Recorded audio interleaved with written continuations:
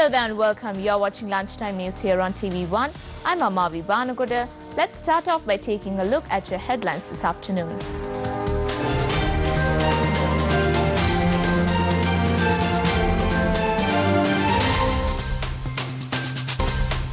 Four arrested for the assault of police officers in Batticaloa. Issuance of national identity cards suspended due to a technical issue in the system. Southern California shaken by 6.4 magnitude earthquake. Pakistan faces uphill task to qualify for the semi-finals.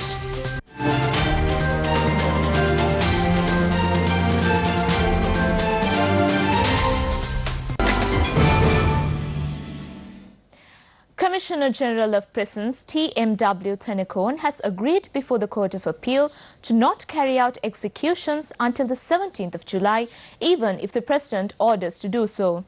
He has added that President Maithripala Sirisena has not informed who should be executed and when and where.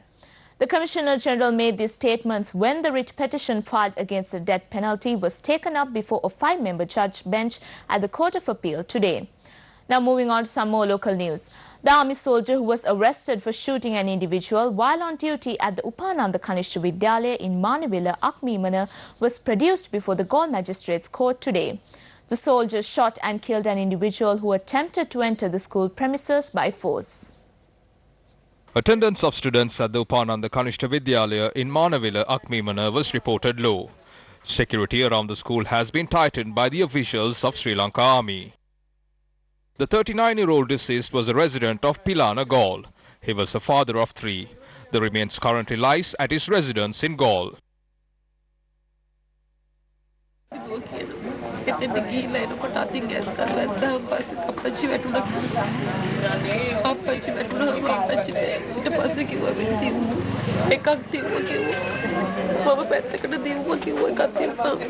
The individual who had arrived at the school premises after receiving information about an illness of his child had attempted to enter into the school by force and had got into an altercation with the soldier. Police media spokesperson SP Ruwan Gunasekara said the deceased had attempted to grab the weapon kept by the soldier and thereafter was shot. He died upon admission to the Karapitiya Teaching Hospital. In one of your headline-making stories this afternoon, 4 people have been arrested for assaulting 2 traffic police officers while on duty in Puttur, Batticaloa. The arrests were made during an operation conducted by police last night. The 2 traffic police officers were attacked and a revolver with 5 bullets in their possession was stolen yesterday. The 19, 23 and 55-year-old suspects are residents of areas surrounding Batticaloa. Police said investigations are underway to locate the revolver stolen by the suspects. The railway control room states that train services has returned to normalcy.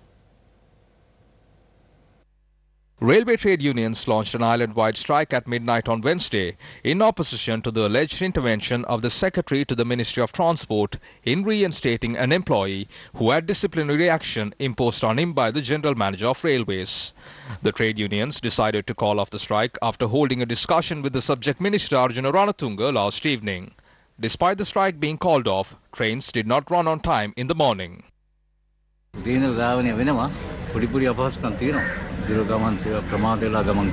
General Manager of Railways, Dilantha Fernando, said certain trains needed to be cancelled late yesterday and earlier this morning as a result of employees not reporting to work despite the strike being called off.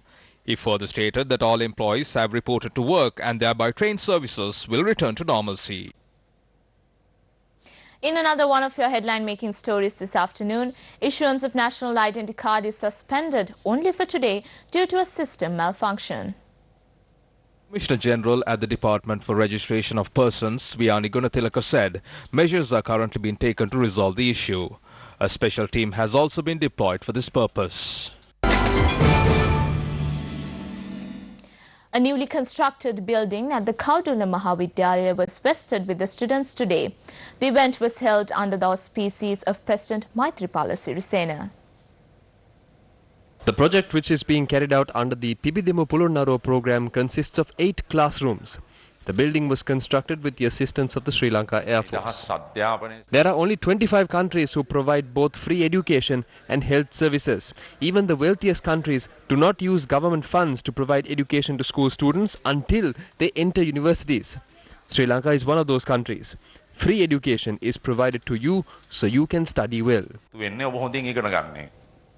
Still in our political stories, Sri Lanka Podujana Peramune held a party meeting in Maragahawava, Anuradhapura yesterday. Following the meeting, MP Shyan Semasinghe spoke about the status of forces agreement or the SOFA agreement. If the SOFA agreement is signed, foreign military troops will definitely have access to our country. All these officers will enjoy privileges of ambassadors. So if they commit a wrongdoing, cases can only be filed according to the American legal provisions.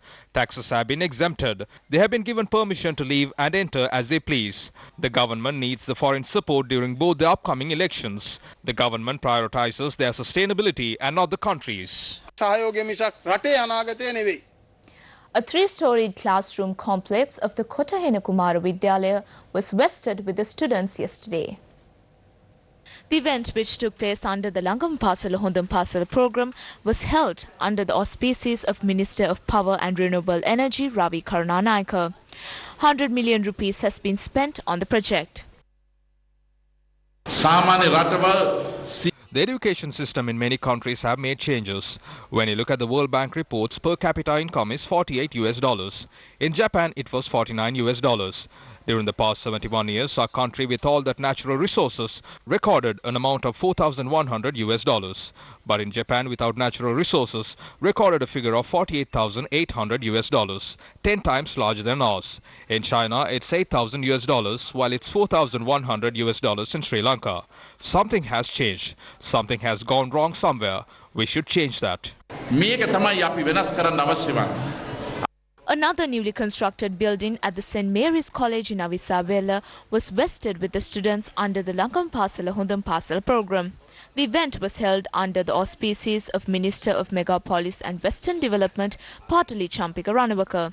200 million rupees has been spent on the project. If we want the country to move forward, we should advance in technology in all fields. They lead the world today. Who are the multimillionaires in the world today? The head of Facebook, Mark Zuckerberg. Wealth is created through internet. The wealthiest in Sri Lanka is also one of them. He lives in Los Angeles. We are happy to say that the software business is earning more than tea, coconut and rubber industries. We should revolutionize the education system in the country. The first thing in education is technology. It will change the future of the country. The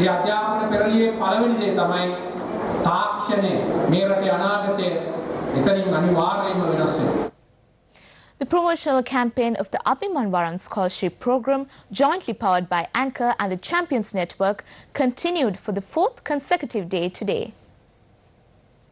Abhimanvaram is a program created to identify and groom talented Sri Lankan children who continue to dream despite numerous trials and tribulations. The promotional campaign commenced from Batticaloa and Kandy districts today. We are today at the Lumbini Royal College here at Kandy, the hill capital. Now today is the fourth day of the Abhimanvaram Scholarship Program organized by the Champion Network and sponsored by Anchor. Now we have this young girl from Lumbini Royal College. And what are your dreams, Sanvi?